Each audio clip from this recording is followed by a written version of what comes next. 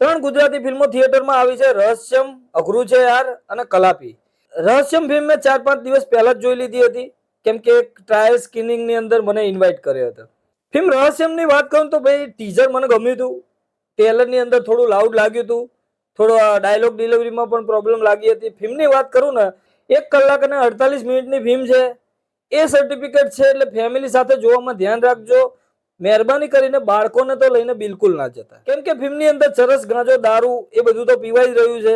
સાથે ફિલ્મની અંદર ગાળો પણ છે, એડલ્ટ સીન પણ છે, કિસિંગ છે, મર્ડર મિસ્ટ્રી છે. એટલે બાળકોને ને બધાને દૂર રાખવા જોઈએ. ફિલ્મની અંદર પોઝિટિવ, નેગેટિવ અને 5 માંથી આ ફિલ્મને કેટલા સ્ટાર મળી શકે છે મારા હિસાબે, તો આગળ વાત કરીએ આ ફિલ્મની અંદર. વિડીયોને અંત સુધી જોજો અને ચેનલને સબસ્ક્રાઇબ જરૂર કરી લેજો જો તમને આ પ્રકારના વિડીયો ગમતા હોય.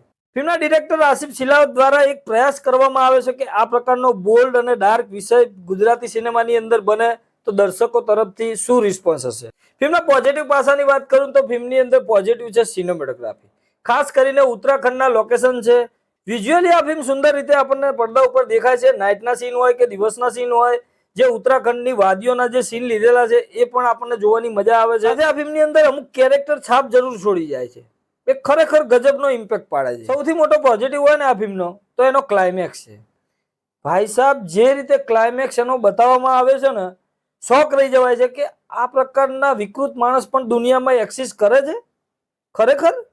કેમ કે મેં તો આવો ક્લાઇમેક્સ કોઈ ફિલ્મની અંદર જોયો નથી બોસ, કે આવા લોકો પણ મેં તો નથી જોયા. એકદમ કહું ને તો એક આઉટસ્ટેન્ડિંગ ક્લાઇમેક્સ હું આને કહી શકું છું. નેગેટિવ પાસાની વાત કરું તો ફિલ્મની શરૂઆતમાં આપણને ઘણી બધી કન્ફ્યુઝન ઊભી થાય છે. ખાસ કરીને કેરેક્ટર ડેવલપમેન્ટ એ રીતે નથી કરવામાં આવ્યા કે આપણે બધા કેરેક્ટરને સમજી શકીએ.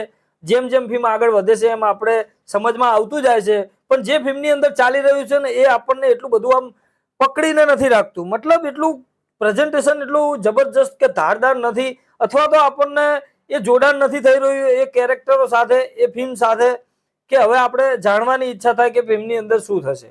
ઇન્ટરવલ સુધી ફિલ્મ ઠીકઠાક રીતે ચાલી જાય છે. ઇન્ટરવલ પછી ફિલ્મ ક્યાંક ને ક્યાંક એની પેસ પકડે છે. સ્ક્રીન પે પણ અહીંયા સારો થાય છે. ફિલ્મની અંદર એક કેરેક્ટરની એન્ટ્રી થાય છે, પોલીસની. એક કેરેક્ટર ઇન્ટરવલ પછી જબરજસ્ત રીતે ફિલ્મમાં છવાયેલું દેખાય છે. ફિલ્મની અંદર એવા લાઉડ સિક્વન્સ બહુ છે. મતલબ આપણે ટ્રેલરની અંદર જોયા હતા કે આ લાઉડ બોલી રહ્યા છે, તો એ લાઉડ કેમ બોલી રહ્યા છે? તો ફિલ્મની અંદર એટલી ઇમ્પેક્ટ નથી પડતી. મતલબ નોર્મલ વાતચીત કરતા હોય ને એકદમ ગુસ્સો થઈ જાય છે, તો એ ગુસ્સાનો કોઈ પોઈન્ટ અથવા તો જે સીન બતાવ્યો છે ને એની ઇમ્પેક્ટ એટલી નથી પડતી, એ ગુસ્સાની ઇમ્પેક્ટ એટલી નથી પડતી એ ફિલ્મની અંદર, એ સીનની અંદર, કે એ જોરદાર લાગે. કે ફિલ્મ શરૂઆતથી જ એટલી કનેક્ટ કરી લેવી જોઈતી હતી, એ ઇન્ટરવલ પછી ક્યાંક ને ક્યાંક આપણા સમજમાં આવે છે અને આપણને જોવું પણ ગમે છે. સ્ટોરીની વાત કરું તો એક કંપનીની વાત છે. આ કંપનીના બધા એમ્પ્લોયની વાત છે. એમ્પ્લોય એકબીજાથી એકદમ વિશ્વાસઘાત કરતા હોય છે, એકબીજાથી છુપાવીને કઈ વસ્તુ કરતા હોય છે. એવામાં એક મર્ડર થઈ જાય છે, અને મર્ડર પછી એ મર્ડરનું ઇન્વેસ્ટિગેશન કઈ રીતે થાય છે, કોણ કોણ આ મર્ડરની અંદર સામેલ છે, શંકાની સોય બધા તરફ જાય છે, પણ અસલી ગુનેગાર કોણ છે, અને એના કરતા પણ એક જબરજસ્ત સસ્પેન્સ તમને લાસ્ટની અંદર જોવા મળશે, જેને હું કહું છું ક્લાઇમેક્સ, જે મને ખરેખર આમ ઘડીક તો વિચાર તો કરી નાખ્યો કે યાર આટલો બધો જબરજસ્ત ક્લાઇમેક્સ છે ફિલ્મનો, તો આ ફિલ્મની સ્ટોરી કંઈક ડિફરન્ટ હોવી જોઈતી હતી ભાઈ. કેમ કે આ ક્લાઇમેક્સ માટે આ સ્ટોરી મને વ્યાજબી નથી લાગતી. સાચું કહું ને ઓનેસ્ટલી, તો યાર આવો ક્લાઇમેક્સ હતો ને તો આની સ્ટોરી એકદમ આઉટસ્ટેન્ડિંગ હોવી જોઈએ. ટેકનિકલી આ ફિલ્મની અંદર ઘણી ખામીઓ જોવા મળી હતી, પણ મેકર્સનું કહેવું એવું હતું એ વખતે પણ કે ટેકનિકલી ભૂલો સુધારી લેવામાં આવશે. એક્ટિંગની વાત કરું તો ઉત્સવ નાયક ભાઈ રોલને સરસ રીતે પ્રેઝન્ટ કર્યો છે. હા, અમુક જગ્યાએ આપણને થોડું લાઉડ લાગે છે, આપણે કહી શકીએ કે થોડું ઓવર પણ લાગે છે.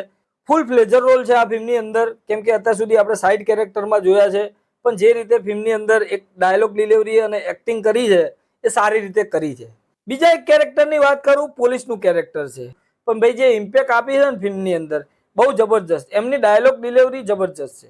સપના વ્યાસની વાત કરું તો એટલું બધું કામ ફિલ્મની અંદર છે નહીં, પણ જેટલું પણ કર્યું છે સારી રીતે કર્યું છે, હું એમ કહીશ. કેમ કે પહેલી ફિલ્મની અંદર થોડુંક અલગ લાગતું હતું, પણ જે પ્રકારનું પાત્ર અહીંયા મળ્યું છે એ પાત્રને બરાબર સેટ પણ થાય છે. બીજા ઘણા કલાકારો આ ફિલ્મની અંદર છે, બધાની વાત નહીં કરી શકું, પણ ઓવરઓલ ભાઈ ફિલ્મની અંદર કામ બધાનું મને એવરેજ જેવું લાગ્યું.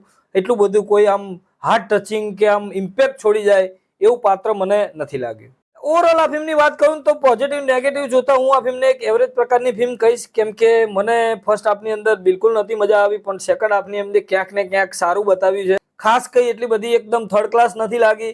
જો હા કદાચ ક્લાઇમેક્સ આ રીતનો ના હોત ને તો હું કહી શકતો હતો કે યાર ફિલ્મની અંદર કઈ મજા નથી. સિનેમા શો તરફથી આ ફિલ્મને 5 માંથી 2.5 સ્ટાર. મળીએ મિત્રો નેક્સ્ટ વિડીયોમાં નવી ફિલ્મ સાથે સિનેમા શો પર.